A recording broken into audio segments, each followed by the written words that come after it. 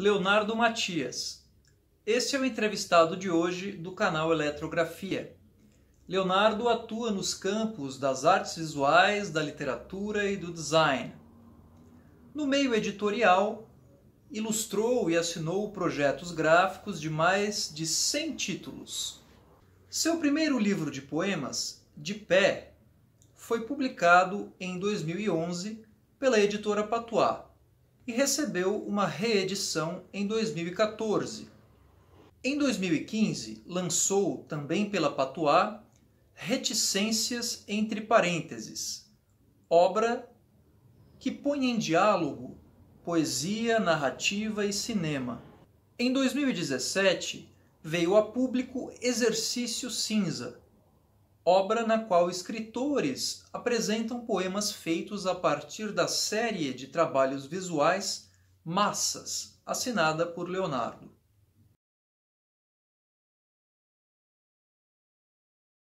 Em 2019, publicou o livro artesanal de poemas Samba Vermelho Fogo. Em 2020, sob a assinatura de Oramut, lançou A Serpente Espelho. No campo das artes visuais, Leonardo participou de mostras coletivas e realizou também exposições individuais, como As Janelas de Hilke, em 2012, projeto contemplado pelo PROAC, e Vazios Volúveis, em 2014, na Artefato Galeria. Leonardo, obrigado por aceitar nosso convite. A primeira pergunta será feita por Eliakim. Léo, como você tem visto o momento pelo qual o Brasil tem passado e qual é, na sua visão, o potencial da escritura num contexto como este? Olha, eu gosto de ver essa situação toda, que a gente tem sempre uma visão parcial, né, como um grande organismo do qual eu faço parte, um grande organismo se movimentando, como uma célula mesmo, olhando para esse grande corpo em que a gente não consegue ter a noção. A gente vai catando cacos, né, do que a mídia fala, das nossas vivências pessoais, dos nossos amigos, e vai vendo que esse momento que eu chamo de momento de aceleração das transformações, né, que fogem do que a gente estava acostumado na situação prévia. E esse prisma me agrada, assim, de olhar com o olhar do organismo, tentando me abster de julgamentos, de bom ou mal, assim, dessa parte com um afastamento um pouco mais crítico, tentando entender.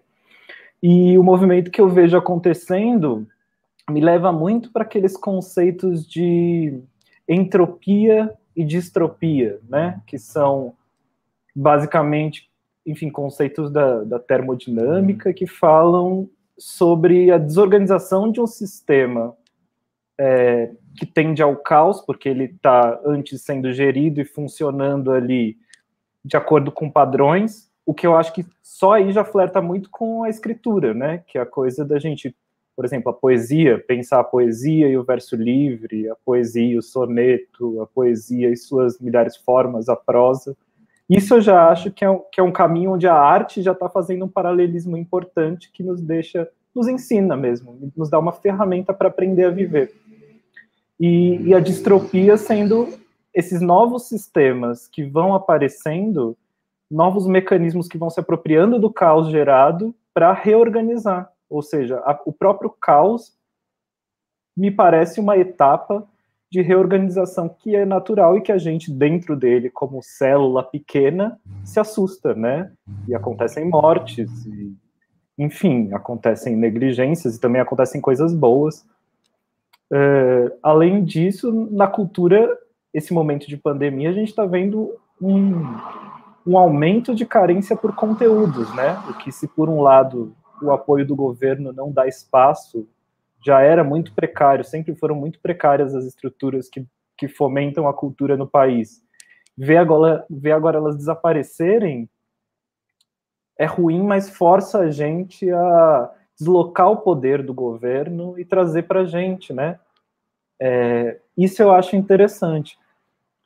Agora, eu vejo a poesia ou qualquer tipo de arte como nesse organismo, como uma coisa similar à clorofila ou ao sangue, que é um fluido que ele tem uma potência de flexibilidade tão grande que ele está aí para a gente exercitar ele mesmo quando a gente não sabe o que vai acontecer, o que é essa nova vida, há um novo normal, não há. A gente pode elaborar tudo isso externamente, né? E se comunicar com o outro, reorganizar os grupos de interesse afetivos ou de trabalho, ou misturar tudo isso no meio só. Eu acho que, se a gente for pensar em Duchamp, por exemplo, que diz... Eu estava lendo há pouco tempo uma entrevista de um livro dele, da editora Perspectiva, e ele fala, por entrevistador, que o conceito de arte que ele mais gosta é derivado de linguagem africana e que se resume a fazer, arte como fazer, né? Que é uma coisa quase que inevitável. Tipo, a gente vive, a gente está fazendo alguma coisa. Nesse sentido, tudo é arte. A gente pode, para viver, a gente precisa ser inventivo, né? E para viver em momentos de crise, a nossa inventividade ela é testada ao extremo. Seja na nossa rotina trancado em casa, se a gente vai lavar a louça diferente, cozinhar diferente, testar novos jeitos, ou como a gente vai se posicionar. E essa parte de se posicionar vai até para as esferas dessa dualidade que a gente tem vivido do ser virtual e do ser presencial, né? Como a gente se posiciona na mídia da internet, onde a gente, o que quer que a gente faça, com intenção ou não, mostra um posicionamento, mostra os signos de comunicação, né? A roupa que a gente veste, o tipo de discurso que a gente monta, e como a gente faz essa dualidade entre esse ser virtual, esse ser físico, retornar a uma unidade, né? Esse retorno à unidade, para mim, passa muito pela linguagem da arte, encarada como qualquer empreitada que você queira fazer na vida, né? Tudo se pode fazer com arte. A arte é esse substrato que ele é indizível e que com as plataformas de expressão a gente pode tatear ali alguns limites, mas eu acho que a essência da arte é uma coisa que eu não consigo dizer, não tenho capacidade, e que bom. Assim.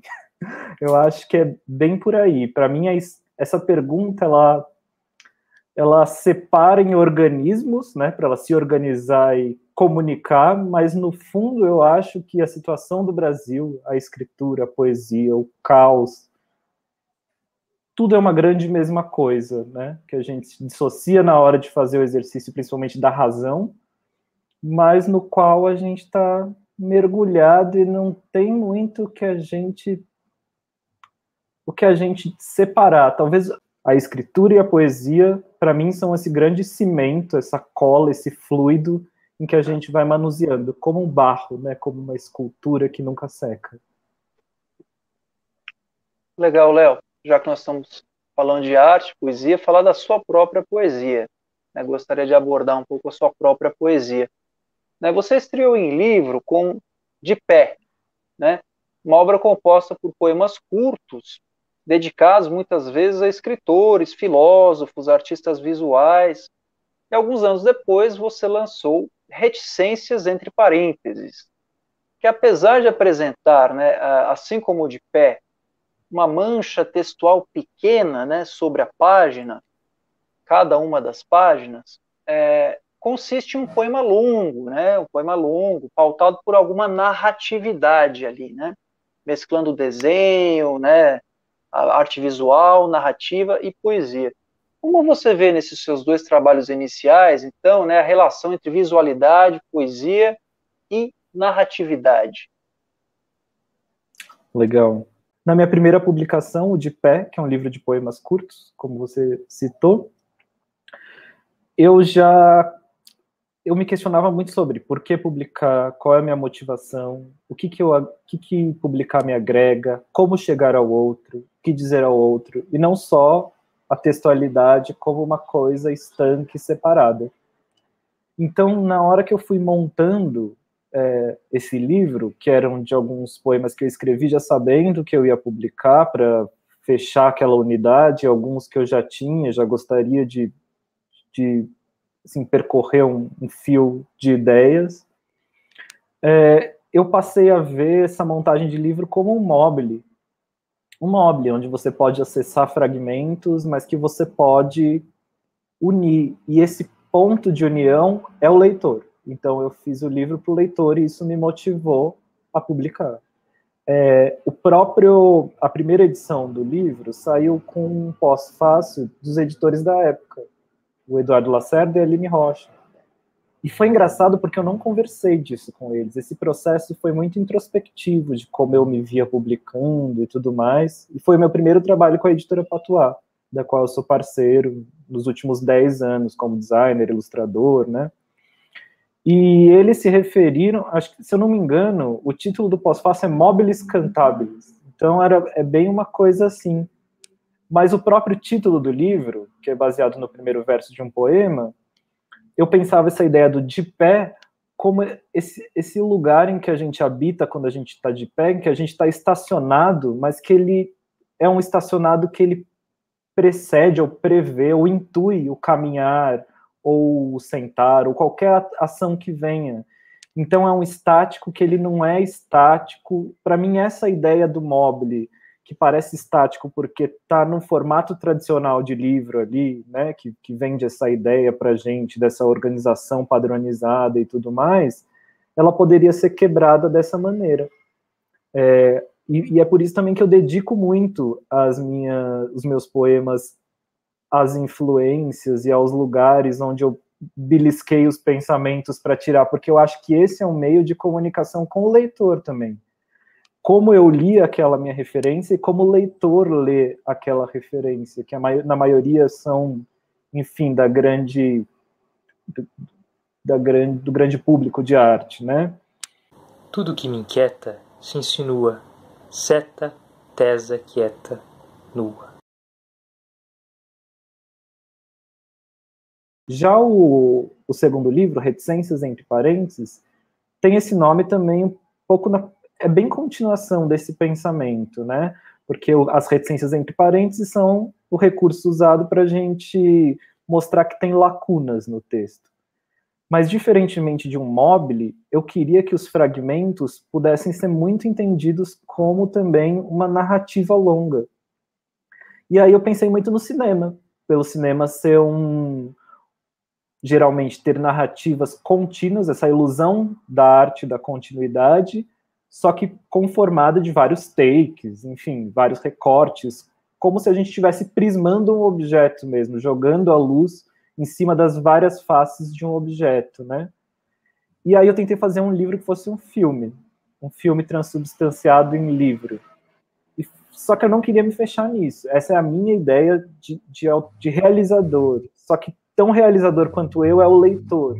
E eu só publico para o leitor. Então eu queria deixar a possibilidade da mancha pequena, gráfica, em que ele lesse poeminhas, um a cada dia, sei lá, ou que ele visse como uma pequena narrativa, e que isso, querendo ou não, dava o ritmo da narrativa. A mancha ser pequena é uma possibilidade de você acompanhar e viajar naquela narrativa, porque era uma época que eu estava muito espantado com, dentro da diversidade do cinema, o ritmo ser uma coisa tão importante. Eu lembro que eu tinha acabado de ver no cinema o Melancolia, do Lars von Trier.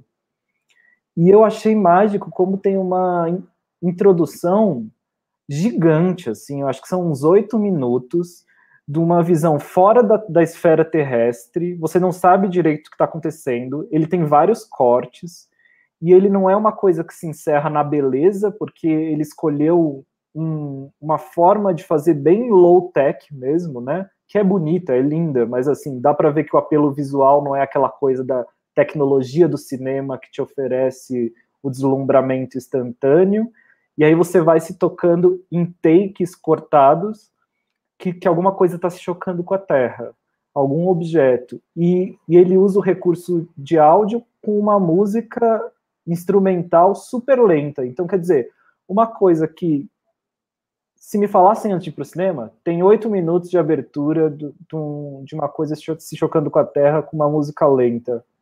Talvez eu falasse, nossa, mas será que não é meio... já não começa num start meio pesado, assim?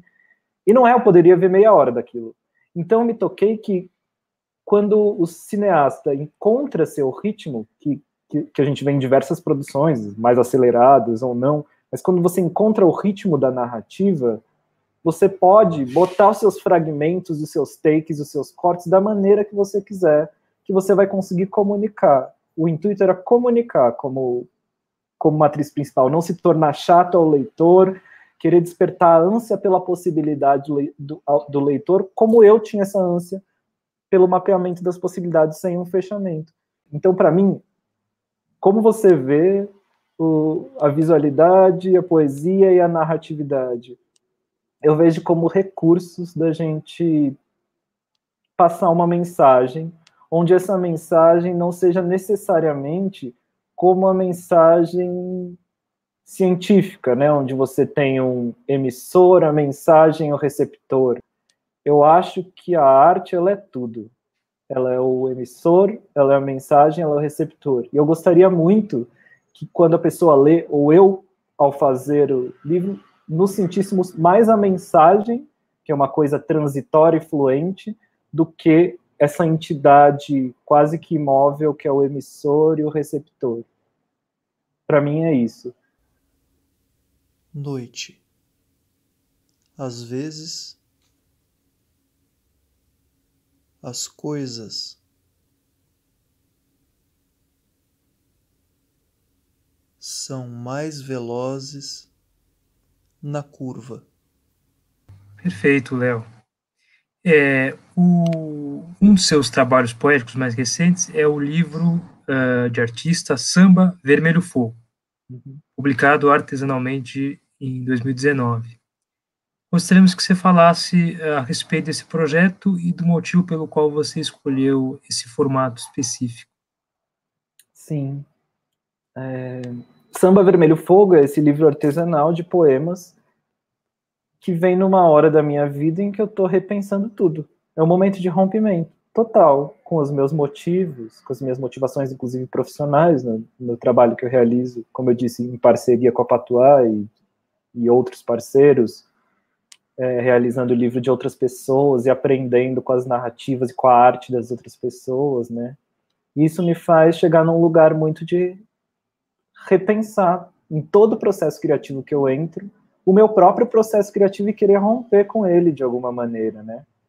Então, o Samba Vermelho Fogo foi um momento em que eu estava nesse caos, nessa ebulição de questionar até o aspecto do tempo com qual a gente vê a vida. Então, eu comecei a tentar viver como experiência pessoal, não mais pelo vetor do tempo. Então, eu deixava, mesmo com responsabilidades de trabalho e rotinas e responsabilidades com outras pessoas, eu deixava as coisas que me atingiam delinear o meu dia, mesmo que isso me causasse um prejuízo do qual eu me atrasasse, tivesse que correr para não prejudicar o próximo no cumprimento das minhas atividades, quanto se aquilo acelerasse de um jeito louco em que eu ficasse totalmente adiantado e, de repente, sobrasse um limbo ali que eu não saberia o que era. Então, esse livro vem... Aí, o que aconteceu? Lógico que esse tipo de experimentação leva a gente para um lugar caótico. Eu estava, assim, relativamente ciente. Então, eu comecei a entrar num período mais agitado e acabei decidindo viajar para a Bahia, porque era uma coisa que eu sempre quis desde que eu nasci, quando eu conheci a música popular brasileira, e eu nunca fiz pelas justificativas mais mesquinhas possíveis, assim, não só de dinheiro, mas que a gente põe a culpa no tempo, principalmente, estava bem nesse lance com o tempo. E aí eu fui passar pouco tempo, foi uma viagem pequena com a minha irmã, e lá começaram a surgir poemas, e eu não estava nem mais produzindo nada, e nem com ambição de produzir nada próximo, assim, eu estava satisfeito com o meu trabalho, e até me sentindo um pouco sobrecarregado com as demandas, assim. Foram surgindo esses poemas e foi surgindo uma necessidade de publicar, que eu não sei chamar, e que vem até do... Eu falei que os meus livros anteriores eu ficava me questionando por que publicar, eu rompi com isso também. A necessidade de publicar, pela primeira vez, foi uma coisa não verbal, que não passou por um pensamento, só foi uma vontade, o vetor da vontade que eu aprendi a incluir na minha equação. E aí eu pensei que seria legal eu ter sistemas precários de trabalho, porque o meu trabalho regular com a Patois, por exemplo, a gente tem limitações financeiras, então a gente faz livros de formatos que têm um aproveitamento de papel, que são parecidos com os tradicionais, e a gente tenta, dentro dessa estrutura limitada, financeira e de tempo também, porque a gente faz demandas muito grandes em pouco tempo, a gente tenta subverter isso na prática, então na arte, em como a gente tenta reinventar o livro dentro dessa própria estrutura pré-fixada com a qual a gente precisa trabalhar. E nesse momento eu queria fazer uma coisa totalmente precária e espontânea para ver no que ia dar. Para ver no que ia dar, assim, ela não é... Enfim, ela não se exime da autocrítica, ela não é um vai qualquer coisa, claro que não, senão não teria nenhuma graça no processo de lapidação, mas ela vê, esse vetor da vontade, ele pulou primeiro. Então eu decidi publicar industrialmente o miolo, né, as páginas internas do livro, por uma questão de que eu queria botar imagens junto, e esse era o meio menos trabalhoso de fazer isso. No sentido da montagem seriada e tal, mas que eu queria montar a capa, o invólucro, enfim, a coisa pela qual a gente pega na mão e entende o livro de uma outra forma, que usasse métodos muito, não sei se é precário, mas primitivos, e que tivesse a ver com a minha corporeidade contra o livro, quando eu estivesse produzindo o livro. Então eu acabei chegando numa solução de comprar papel craft, fazer a faca que eu gostaria de fazer para envolver esse miolo, fazer impressões serigráficas para as imagens que eu gostaria de colocar, e desenvolver um jeito de embalar ali que fosse especial, que desse uma intimidade. Usei até um elemento de umas penas vermelhas, porque era um momento também que eu fui pela primeira vez num terreiro de Umbanda e estava bastante espantado de um jeito bom, assim, com os tambores, com as entidades, com o começo do conhecimento sobre essas coisas. Então o Samba Vermelho Fogo foi uma escolha deliberada e de um método científico criativo aí, mas foi esse método científico que quer largar um pouco o método científico e deixar pontas soltas para que a vontade, a intuição possa fazer o trabalho desaguar. Certo. Bom, e o ano passado, né, meio já da pandemia, todo esse contexto pelo qual nós estamos passando, foi lançado seu trabalho mais recente, né, A Serpente Espelho, uma obra atribuída a Oramut, né? Gostaria que você falasse um pouco aí sobre essa obra a partir da questão da autoria. Bom, Oramut veio de uma necessidade. Um pouco antes de pandemia e já entrando na pandemia, eu comecei a me conectar com um tipo de texto como leitor, do qual eu nunca tinha... Eu me interessava pelo tema, mas eu não conseguia aprofundar, que são textos antigos, textos egípcios, textos principalmente orientais, assim, hindus, às vezes sobre religiosidade, às vezes não, mas tudo permeia aquela filosofia, né? Ou até mesmo estudos da Bíblia. Fui entrando em contato com pessoas que tinham mais traquejo sobre essas coisas. E isso resultou quando eu encontrei textos xamânicos de nativos americanos e consultei cartas xamânicas, das quais eu entrei em contato e gostei muito, assim, achei um mundo mágico, como eles, pela linguagem, denotam uma visão de mundo totalmente diferente da nossa, e que, mesmo que eles falem uma frase totalmente vaga, você tem muito a aprender apenas com a análise da formação da frase que eles fazem, que é aquele pensamento que está incutido de não se ver a parte da natureza, não é o homem a natureza, todos somos um organismo só. Isso me gerou milhares de questões maravilhosas, do tipo, que constam até nesse livro, como o pensamento, ele é agido ou ele age? Porque a gente acha que tem o pensamento que precede a ação, como a gente falou antes, mas da onde vem esse pensamento? A gente também não é um mecanismo da natureza que está aí sendo atravessado por esses estímulos? Um dos textos xamânicos me chamava a atenção para que todo mundo tenha um lado feminino e masculino que está em constante, chamado simbolicamente como feminino e masculino, né, de fato, porque assim, esse lugar do feminino e masculino, não pela estereotipação do que a sociedade moderna vê o homem ou a mulher, mas sobre o organismo receptivo da mulher, ou o organismo mais impositivo masculino, não que isso tenha que ser uma postura de cada um, mas uma leitura como organismo mesmo. E aí o que veio para mim era que eu, nas cartas, era que eu deveria olhar e refletir sobre esse meu equilíbrio interno entre o masculino e o feminino, para conseguir, a partir desse ponto de equilíbrio, enxergar o mundo de uma maneira mais ampla, né? Me aprofundar em quem eu sou, etc. E eu me interessei muito por esse viés de, caramba, meu lado feminino, o que eu vou fazer com isso? Porque o lado feminino, que é relacionado, por exemplo, em Jung com o inconsciente, que é esse lugar que a gente tem que estar aberto e atento para receber, mas que a gente, qualquer investida é errada, porque a gente não tem nenhuma informação e é uma coisa muito maior do que a gente pode acessar. Aí eu comecei a pensar em escrever por um viés feminino, que seria um jeito de eu me entender como com esse parâmetro feminino e como masculino também, que está ali coexistindo e se relacionando e tal. E aí surgiu a Hora Multi, porque eu quis fazer primeiro como se fosse um livro, tem um livro inédito que eu brinco como se fosse um livro de estreia, que fosse uma parceria entre eu e essa entidade a energia feminina está mais carregada, que é um livro inédito que chama Objeto Imã.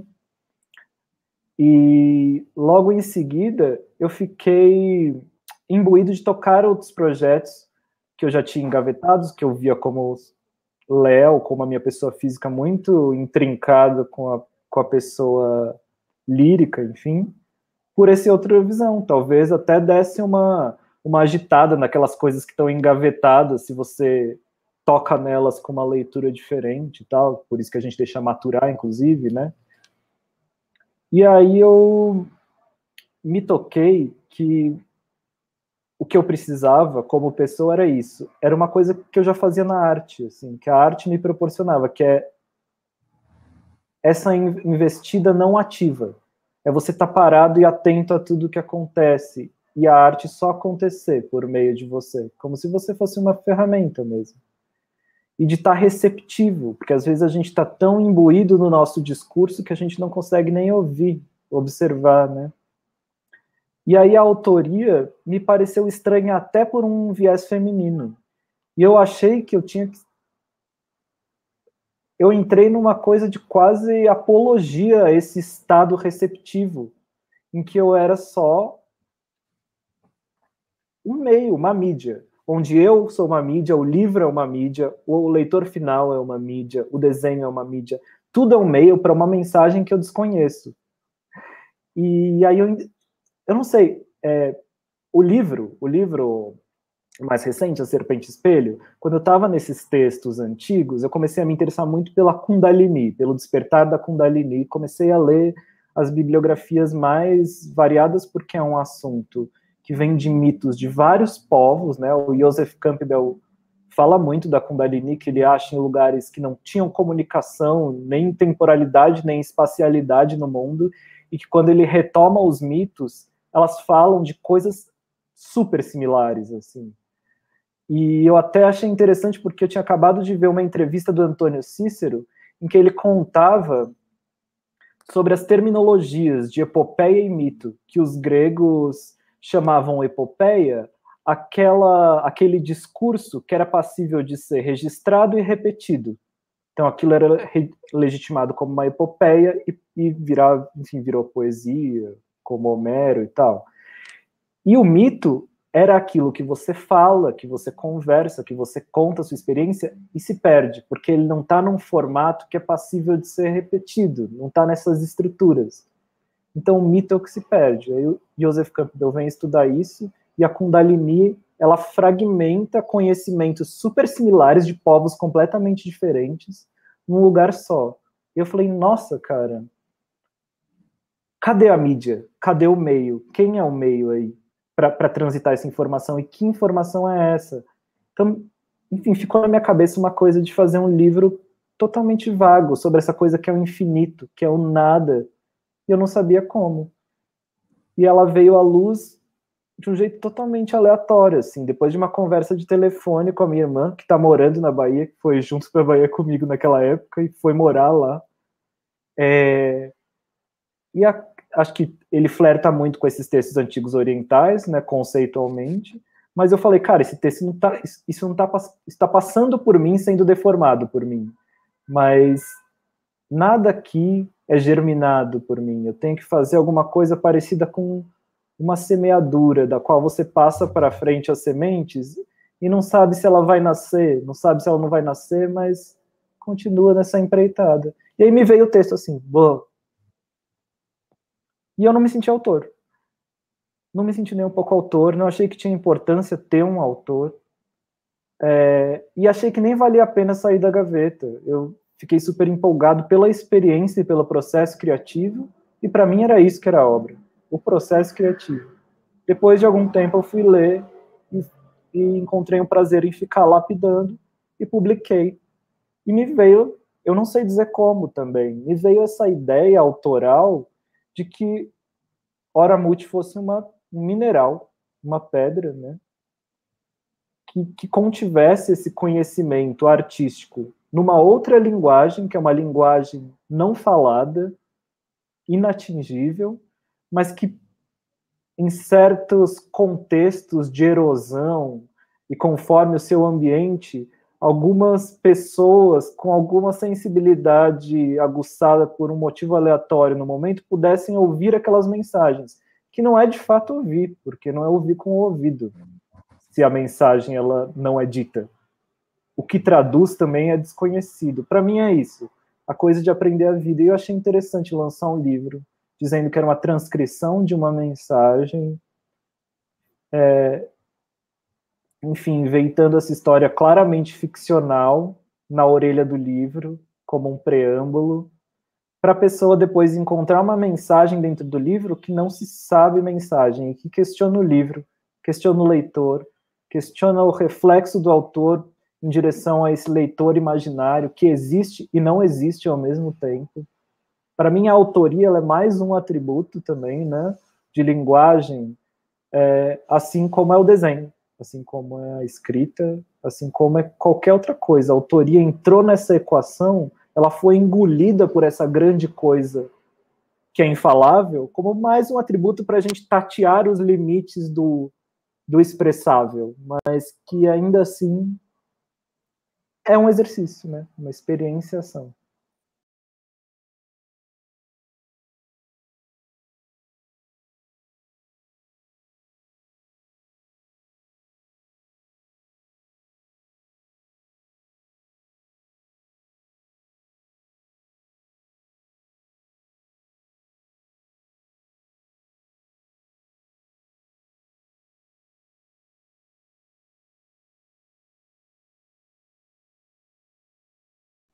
A nossa próxima pergunta vai entrar um pouco nessa chave aí, né? Do que é, o que não é, a arte, né? Eliakim. É isso. O que é para você, Léo, o que torna um poema interessante ou desinteressante? Quer dizer, como se vê a questão da qualidade de um texto poético? Legal, essa pergunta é muito boa. Olha, eu acho que o que torna interessante ou desinteressante é o leitor, né? É a leitura que você faz. O que é rico e vasto para alguém por causa de um momento, ou por causa de um repertório, ou por causa de uma sensibilidade, pode ser, inclusive, para você mesmo, num outro momento, não te tocar. Minha relação com os livros perpassa muito por aí, né?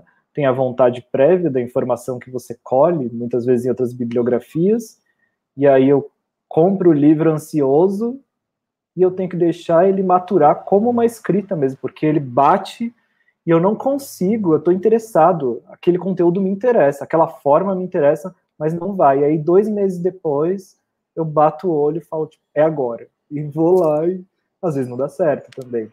Agora, a questão da qualidade poética, eu acho que a qualidade ela está muito ligada ao senso crítico, né? a esse lugar onde a arte e a leitura da arte perpassam pela razão, onde você pode contestar uma coerência dos elementos com a proposta ou com o contexto e a relevância social, mas a qualidade como algo por si só, para mim, ela só é derivação do julgamento. O exercício da crítica, ele é muito importante, né, para a gente aprender. Para mim, crítica é aprendizado. É você olhar e falar, opa, por que esse texto é assim?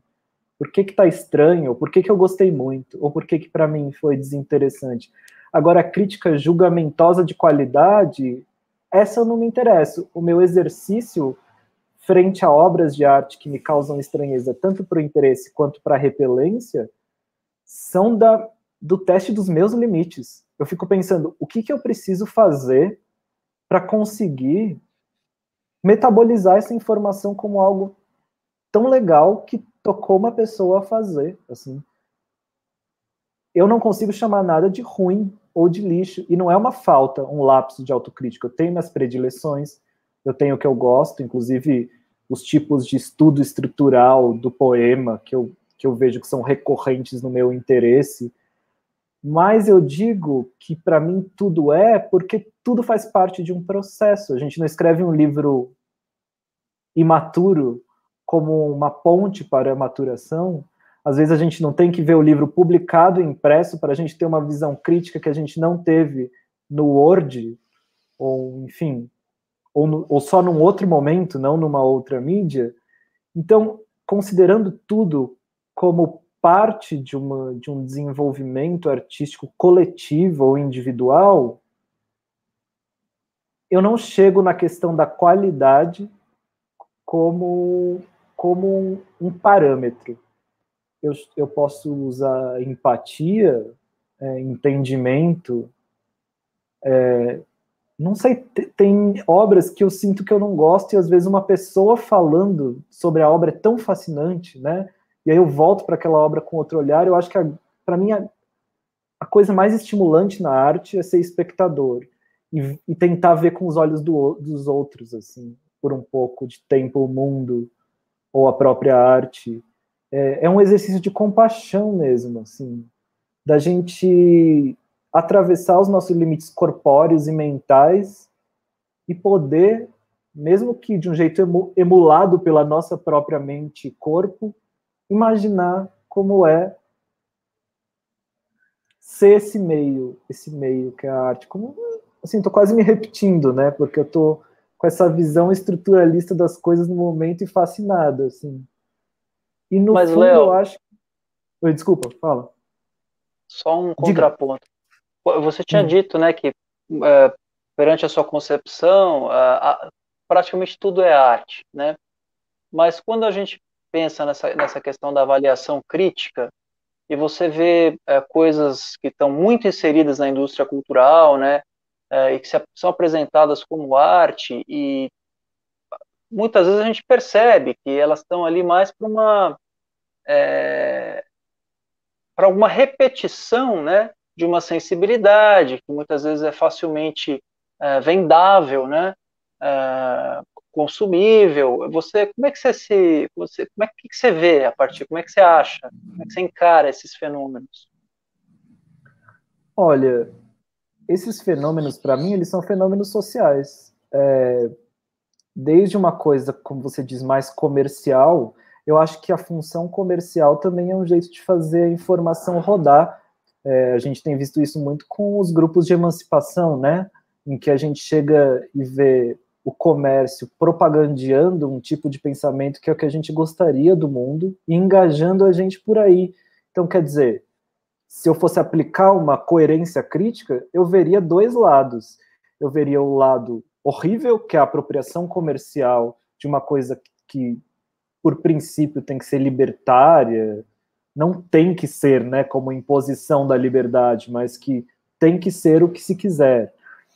E eu vejo o lado bom também, porque é um reflexo social. Se esse tipo de pensamento está vendendo, às vezes a pessoa que não tem acesso a esse tipo de pensamento, através do comércio, vai chegar nela de um jeito mais veloz, de um jeito mais, às vezes até infelizmente impositivo, mas vai forçar, entre muitas aspas, ela a entender aquilo e ir atrás daquela informação. Então eu acho que depende muito, é muito particular de aonde você se posiciona nessa cadeia. Como produtor de arte, óbvio que eu gostaria de ver grandes editoras se empenhando em democratizar o espaço, em publicar o cânone, que é super importante, que também revela algum tipo de permanência social, que a gente pode questionar, porque chegou lá, assim como pessoas que estão iniciando, assim como pessoas que estão, enfim, maturadas artisticamente, você vê na obra delas, mas que elas estão marginalizadas. Eu acho que isso faz parte da democracia.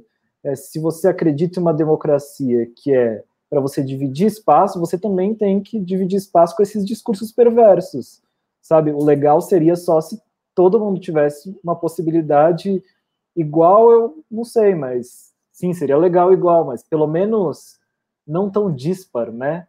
De crítica e de vincular. Acho que isso diz muito sobre o mundo que a gente está hoje, né? A gente tem que fazer um exercício imenso para tolerar o discurso do outro que é extremo em relação ao nosso, mas e a vontade de conviver com essa pessoa, sabe?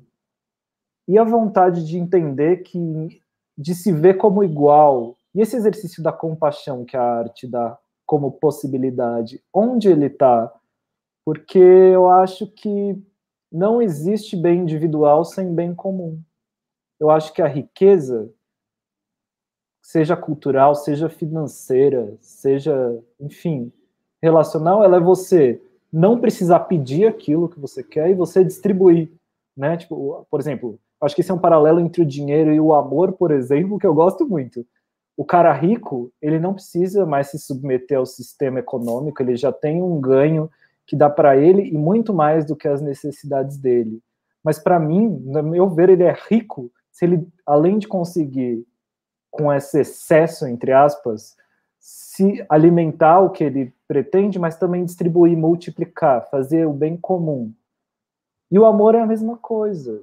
A gente está numa época em que as pessoas não estão se amando, então as relações estão muito turvadas, né?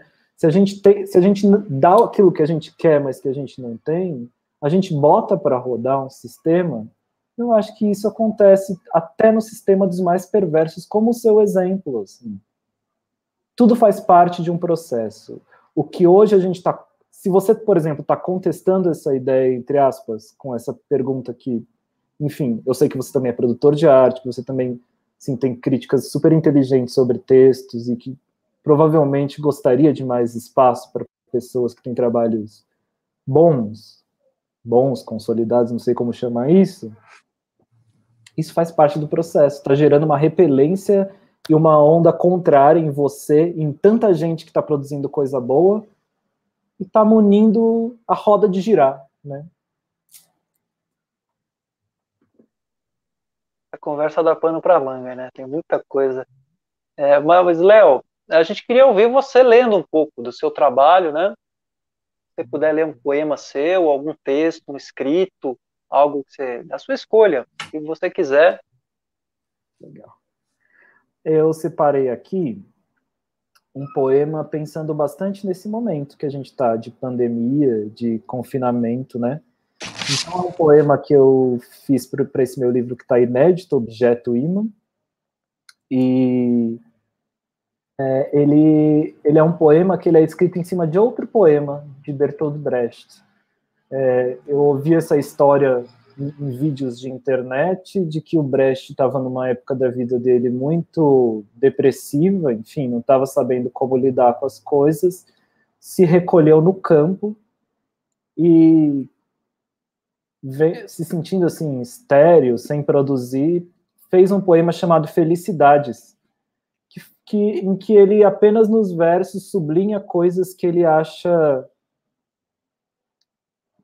mínimas, não sei se ele acha isso, mas pressupõe pelo texto que são coisas mínimas, como ler o jornal pela manhã, falar com um camarada, coisas que são rotineiras, cotidianas, super fáceis de acessar e que também podem ser essenciais para a nossa felicidade. Então, eu fiz um poema que chama Felicidades número 2, para Brecht, e tentei trazer para a minha realidade, em versos, pequenas felicidades libertadoras que estão ao nosso alcance todos os dias. Felicidades número 2, para Brecht.